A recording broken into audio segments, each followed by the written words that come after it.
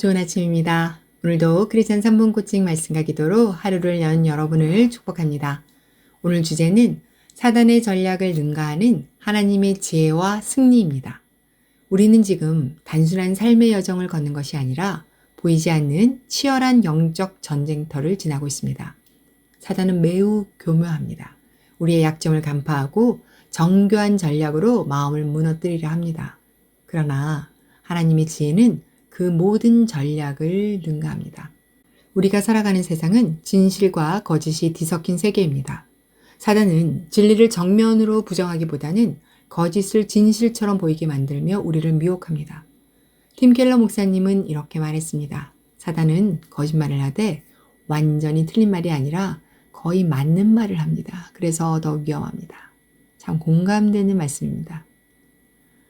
사단은 거짓의 영입니다. 그는 태초부터 하나님의 말씀을 교묘히 왜곡해 인간을 속였고 지금도 진리를 가장한 거짓으로 우리를 혼란스럽게 만듭니다.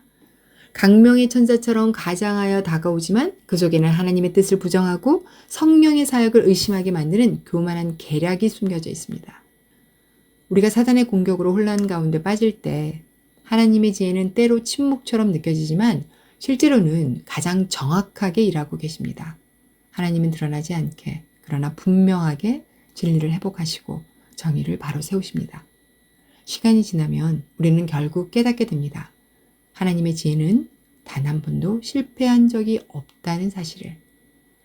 오늘의 본문 말씀은 에베소서 6장 11절 말씀입니다. 마귀의 관계를 능히 대적하기 위하여 하나님의 전신갑주를 입어라. 마귀의 관계를 능히 대적하기 위하여 하나님의 전신갑주를 입으라. 사단은 우리를 속입니다.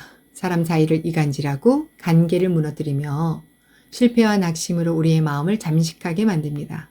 결국 하나님마저 우리를 포기하신 것처럼 느끼게 하죠. 진실에 거짓을 섞으면 그게 진실처럼 보입니다. 사단은 언제나 거짓과 진실을 교묘히 섞어 우리를 흔듭니다. 하나님의 말씀을 의심하게 만들고 성령의 역사를 왜곡해 거부하게 만듭니다.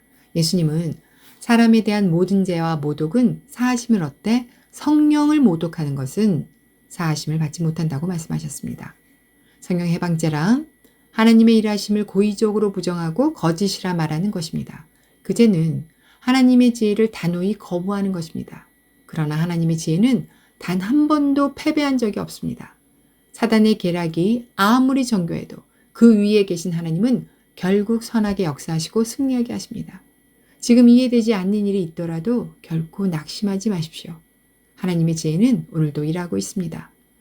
찰스 스펄전 목사님은 이렇게 말했습니다. 하나님의 지혜는 당신이 지금 이해하지 못하는 길도 완벽히 인도하십니다. 하나님의 지혜는 당신이 지금 이해하지 못하는 길도 완벽히 인도하십니다. 오늘의 셀프 코칭 질문입니다. 나는 사단의 속임수를 어떻게 분별하고 있는가? 나는 사단의 속임수를 어떻게 분별하고 있는가? 함께 기도하겠습니다. 하나님 아버지, 혼란 속에서도 하나님의 지혜를 신뢰하며 걸어가게 하소서. 예수님의 이름으로 기도합니다. 아멘.